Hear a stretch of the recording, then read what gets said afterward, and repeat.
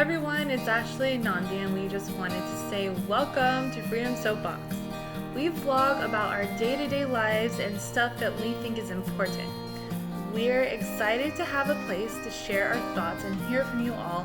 Make sure you subscribe so you don't miss anything, and leave us your comments below. We live in a world where we can choose our own paths.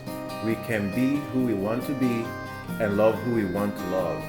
We have the freedom to express ourselves in any way we please. This is what makes our country so great. We are free to stand up for what we believe in and fight for what's right. And that's what this YouTube channel is all about. We're going to talk about freedom and how it's important to us. So if you are ready, let's get started. All right, check this out. We're on a mission to teach our dear Ashley here how to walk again. How to walk with the power pose. To have a straight posture. Straight posture is necessary. I don't know when I lost it. It must have been like 4th grade or 3rd grade. It had to have been a long time ago. This just feels wrong. Okay, so I'm doing it right or wrong. What was your normal posture? So you notice that like significant curve on the neck, and posture is important to good health.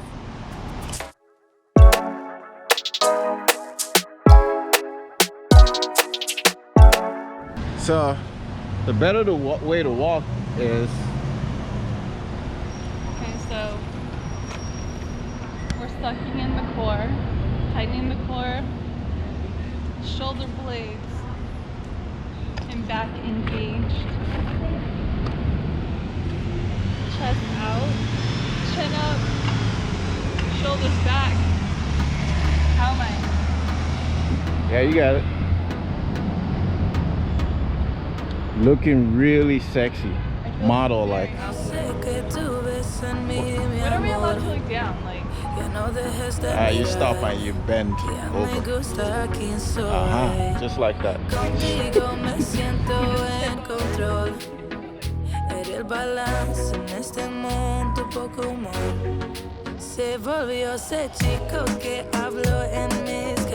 You need good posture to avoid back pain and back injury.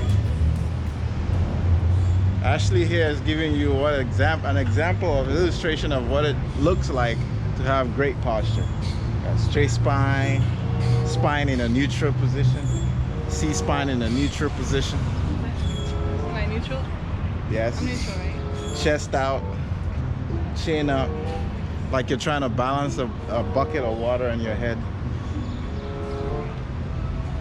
And keep your shoulder line neutral. And maintain that. Tighten your core. Kick your booty out. Is that what's happening? That's what's happening. Is that normal? Let's go. Okay.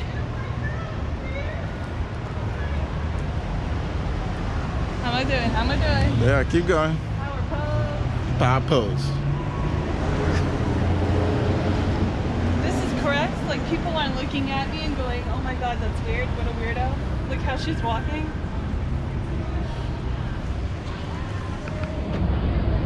What people think is irrelevant. Do people know that I'm working on my posture? Is it obvious that, like, it's not normal for me? Yeah, it's all in your head, Judy. It's a head conversation. Live in the now, remember? I almost feel like Mary Poppins right now, like, Is it only Mary Poppins that walk like that? What you doing there, little one? Huh? What you doing? What a good day for crypto and Doge believers. If you believe in the meme coin that combines dog and hype, you'll be the happiest person right now, especially if you've been hodling Dogecoin. You just got like a 12 to 20% boost on your assets. Get you some Dogecoin. Get you some Dogecoin. Dogecoin to the moon. And some Twitter coin.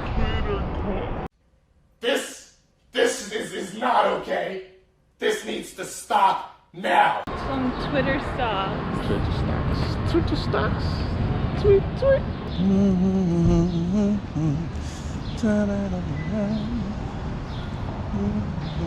Lancaster Street.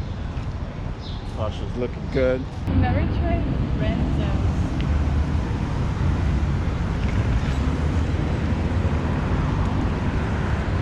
Bet you it's overpriced thing. That's what you say when you don't feel like it. I don't pay for overpriced steak. When I live across the street from Publix. Doesn't make any sense. Don't do it. Okay. I think we should save up our money for experiences. Yeah, you're right. We're buying things. We're consuming right now. It's silly. Food is also an experience. No, food's not an experience.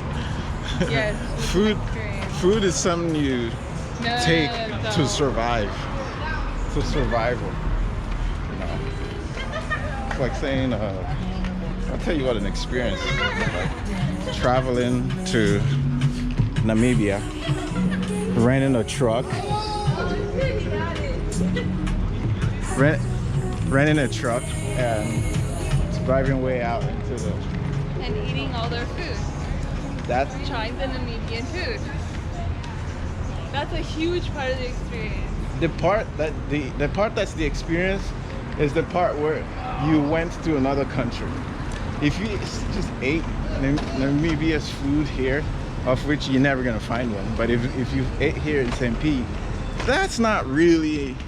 I mean, It's an experience. I understand. It's not like it's not going to be that, amazing as being there. But especially if they do a really good job with the ambiance in the restaurant, and they really try to make it like you're there. That's a good restaurant. all right. That's an experience. This is the way the poll sounds to me. Eat Indian food down the street or go to Nepal and eat. Should we eat Italian food down the street or fly down to Italy to eat it? That's how the question comes across to me. Okay. Well, yeah. Of course, if you want the full experience. Go there and immerse yourself in the culture, la cultural, and not really the tourist areas.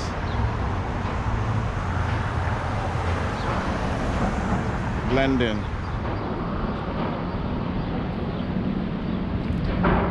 Feel me? Blend in. When you're starting something new or you're trying to learn a new skill, you actually have to think about it and be deliberate. Right. But then you eventually make it a habit and then you don't have to think about it. I'm really looking forward to that. I can't wait till this is the normal way to walk.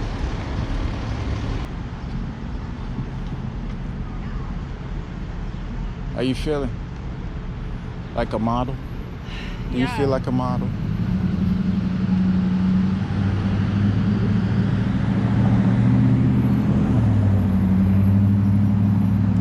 Do you expect that apartment building over there to be high-end? That one straight down? Avanti? No, I think it's a. Is it supposed It's- to be luxury, do you think? Or is it supposed They're to gonna be... sell it like it is, but Okay. I'm almost certain it's probably the same regular, boxy looking things. There's no real innovation here when it comes to architecture. Okay. Because I was gonna say that, like, that's the one that our new friends were talking about the other night. Yeah. Oh, that building right there? Yeah. I think it's gonna be the same thing as where we're standing. They said that, like, I mean, sometimes you'll see stuff like poop and blood in, like, the elevators or in the hallways, and it's, like, it got so bad and mismanaged that the residents have to start cleaning it themselves.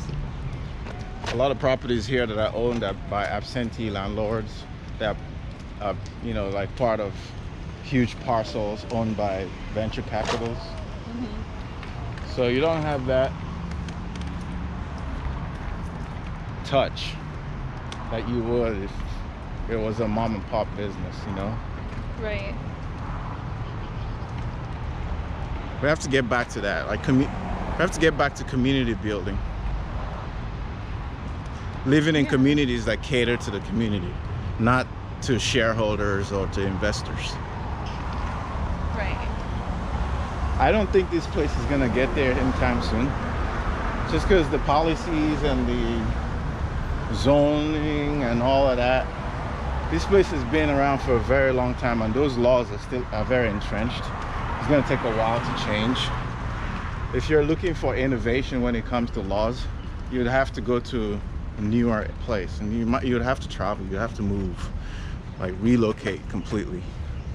And then you find some of these cities that you know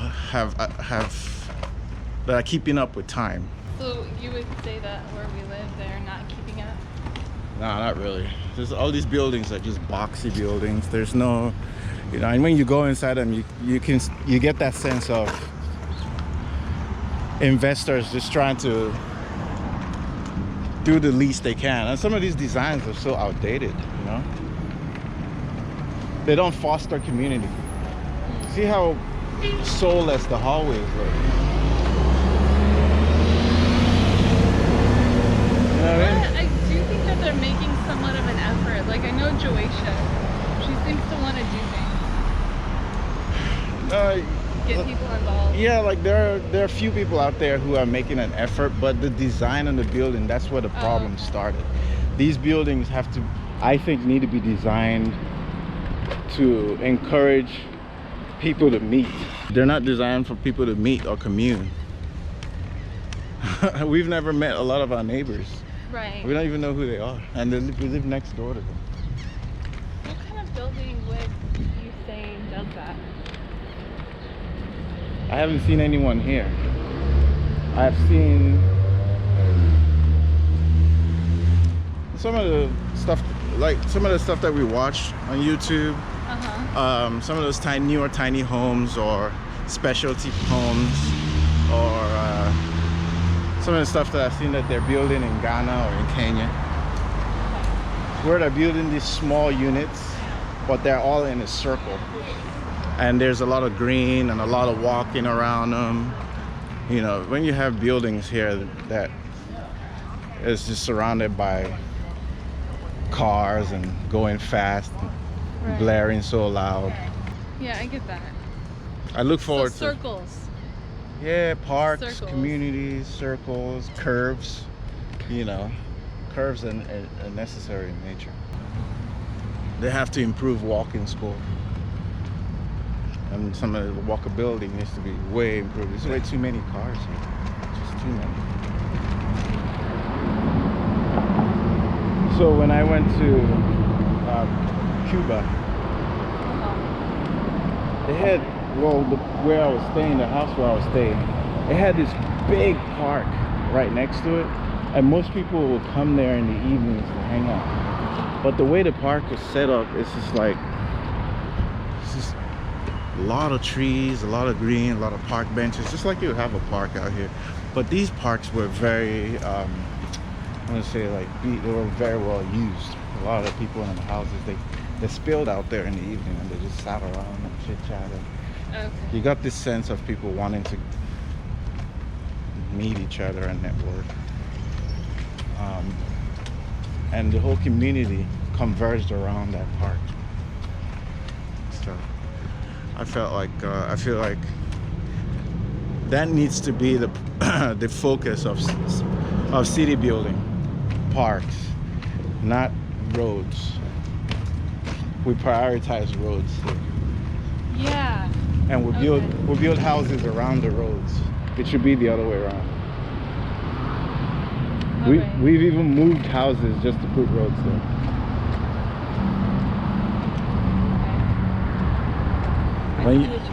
When you start building cities that encourage walking, hiking, biking, it's a different way of life.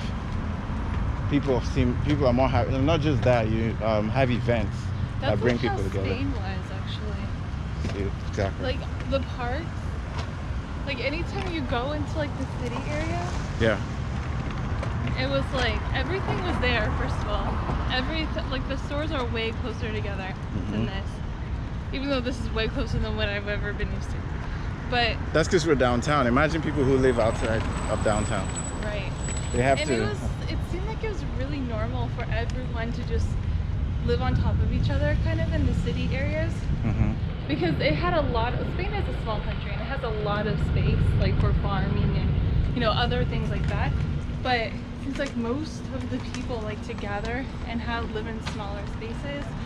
They live in like the downtown areas like this. Yeah. On top of each other or whatever. And it is centered around the community. Yeah. Like, there are a couple of major park areas, and these are like huge, going. and there's so much recreation going on. Uh-huh. And that's like where the restaurants are kind of, like the restaurants are built around the parks, and then so are all the other businesses. And then there's like the castle for the royalty. And, Right. So the city it's like it forced people to be in that park. It was built around the park, and the roads didn't interfere with that. The roads led to that. yeah.